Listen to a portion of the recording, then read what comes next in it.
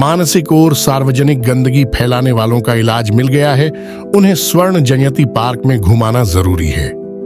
देश के सबसे सुंदर शहर इंदौर की राह पर चल रहे आई लव रेवाड़ी सफाई अभियान के तहत मानसिक गंदगी से ग्रस्त लोगों का इलाज मिल गया है। सार्वजनिक गंदगी फैलाकर चालाकी से अपनी जिम्मेदारी से बचकर टीका टिप्पणी, आलोचना और बड़ी बड़ी बातें करने वालों को शहर के मॉडल टाउन स्थित स्वर्ण जयंती पार्क में किसी न किसी तरीके से घुमाना चाहिए या घूमने के लिए राजी करना चाहिए। इन्हीं लोगों की वजह से गंदगी कई सालों से राज करती आ रही है। मानसिक गंदगी वालों की पहचान करना बहुत आसान है। सर्वप्रथम ये खुद में बेहतर बदलाव का उदाहरण बनने की बजाय दूसरों में कमी निकालने की महारत रखते हैं। इन्हें मंच पर या प्रभावशाली लोगों के साथ फोटो सेशन कराने के लिए किसी भी हद तक गिरते हुए देखा जा सकता है। इनकी मनोस्थिति उस पेंटर की कहानी पर सही बैठती है, जिसमें एक चित्रकार अपनी पेंटिंग को सार्वजनिक स्थान पर रखकर सभी से उसमें कमी निकालने का आग्रह करता है। देखते ही देखते कमी निकालने वाले उस पेंटिंग को गलतियों से भर देते हैं। उसके बाद पेंटर सभी से उन गलतियों को ठीक करने के लिए कहता है तो सभी मौके से गायब हो जाते हैं।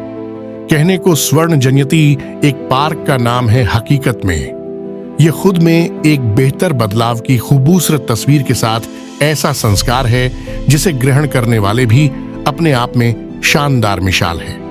शहर में छोटे बड़े मिलाकर 50 से ज्यादा पार्क है, जिसकी सुंदरता पर नगर परिषद प्रतिवर्ष कई करोड़ों रुपए खर्च करती है। लेकिन इसके बावजूद इस मदद से चलने वाला एक भी पार्क सुंदरता में अपनी गौरव गाथा नहीं लिख पाया है। उल्टा इन अनेक पार्कों में रखरखाव की जिम्मेदारी निभाने वाली संस्थाओं में फंड के गबन को लेकर एक दूसरे पर कीचड़ उछाला जा रहा है। उधर स्वर्ण जयंती पार्क में 1 रुपया भी रखरखाव के नाम पर आज तक नगर परिषद से नहीं मिला है और ना ही इस पार्क की समिति ने कभी कहा है कि उन्हें भी मदद चाहिए। समिति के जिम्मेदार जागरूक नागरिक अच्छी तरह से जानते हैं कि भ्रष्टाचार की दलदल में डूबी नगर परिषद के अधिकारी व कर्मचारी बिना किसी कमीशनखोरी के राशि देते समय इतनी अड़चनें पैदा कर देते हैं कि उस ग्रांट को लेने का मकसद ही खत्म हो जाता है और सब कुछ कागजों में ही पार्कों की सुंदरता नजर आती है। इस समिति ने शुरुआत से ही अपने पार्क को भ्रष्टाचारी सोच व मानसिक गंदगी वालों से बचाकर रखा हुआ है। इसीलिए समिति में सदस्य बनाते समय उसकी सोच की स्टडी जरूर की जाती है कि वह कहीं आगे चलकर गंदगी नहीं फैला दे। 1998 में इस पार्क को यहाँ के लोगों ने रख रखाव के लिए अपने अधीन ले लिया था। वर्तमान में 125 लोग इस पार्क समिति के सदस्य हैं, जो प्रति साल पार्क की सुंदरता व रखरखाव के लिए 3000 रुपए देते हैं। समिति के प्रधान नरेंद्र यादव एवं पार्क रखरखाव के इंचार्ज विनय बंसल बताते हैं कि सदस्य बनने के लिए 11,000 रुपए फीस रखी हुई है। पार्क में हर समय एक सफाई कर्मचारी एवं 2 मालियों की तैनाती रहती है, जिस पर करीब 23,000 रुपए प्रति महीने खर्च होते हैं। पार्क की सुंदरता की सुगंध इतनी दूर तक फैली हुई है कि शहर की चारों दिशाओं से लोग यहाँ सुबह शाम घूमने के लिए आते हैं। हर रोज 400 से 500 लोगों का आवागमन बना रहता है।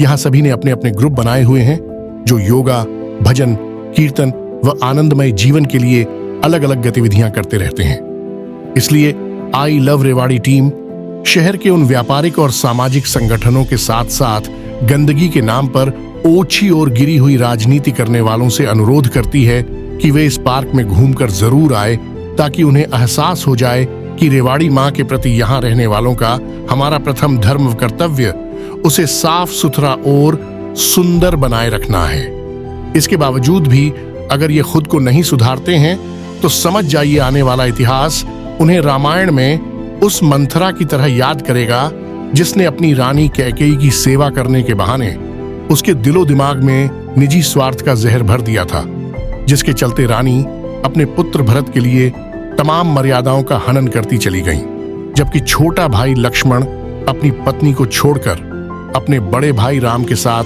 14 साल के वनवास के लिए चला गया। 9 महीने से चल रहे इस अभियान के तहत अभी तक मानसिक गंदगी से ग्रस्त जिन लोगों की जो सूची बनी है, उसमें 100% वो लोग हैं जो कई सालों से अपनी गली मोहल्लों व बाजारों की प्रधानी करते आ रहे हैं, लेकिन अभी तक खुद में बेहतर उदाहरण नहीं बन पाए हैं और ना ही किसी को आगे आने देना चाहते हैं। इनका एक सूत्रीय एजेंडा प्रधानी की आड़ लेकर अपने निजी हितों को पूरा करना होता है। उनके लिए रेवाड़ी महज जमीन का टुकड़ा है।